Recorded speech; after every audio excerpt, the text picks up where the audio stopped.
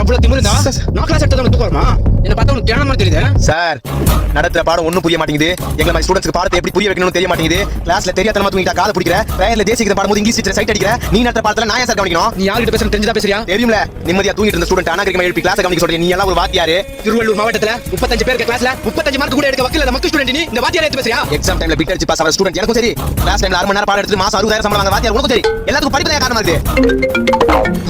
damn it ஆடுமா பேசுறது மட்டும் இல்லாம ஸ்கூலுக்கு போன் எடுத்து வரியா நீ வாத்தியார் உன் கையில போன் இருக்கலாம்ன்றதும் நான் ஸ்டூடண்ட் என் கையில போன் இருக்கக்கூடாதுன்றதும் அவ்வளவுதான் உங்களுக்கு என்ன வித்தியாசம் நீங்க எல்லாம் உங்க போன் உங்க செட் பேக்ல பேண்ட் பேக்ல வச்சிருப்பீங்க ஆனா நான் என் போன் உங்ககிட்ட மறைக்கிறதுக்காக என் செட்டில வச்சிருக்கியா நான் ஸ்கூல்ல வெளிய அனுப்பிச்சியா டீஸ் குடுறியா குடியா மளிகை கடை வேலைக்கு போனா மாசம் 5000 கொடுப்பான் பெட்ரோல் பங்க் வேலைக்கு போனா மாசம் 10000 கொடுப்பான் எந்த வாத்தியார் பாடம் எடுத்தாலும் கவனிக்க வேண்டிய அவசியம் இருக்காது கஷ்டப்பட்டு ஸ்கூலுக்கு வந்து படிக்கணும் தேவை இருக்காது டேய் நீ ரொம்ப பேசுற இது என்னோட கண்ட்ரோல்ல இருக்க ஸ்கூல் இது வேணா உன்னோட கண்ட்ரோல்ல இருக்க ஸ்கூலா இருக்கலாம் ஆனா நான் என்னைக்கு அவுட் ஆஃப் கண்ட்ரோல் தான் இனிமே நான் கிளாஸ் கட் அடிச்சாலும் எக்ஸாம் டைம்ல பிட் அடிச்சாலும் ஏன் கணக்கு டீச்சர் சைட் அடிச்சாலும் சரி எந்த வாத்தியாராவது கேள்வி கேட்டீங்க போன விடுறேன் படத்துக்கு டிக்கெட் புக் பண்ணல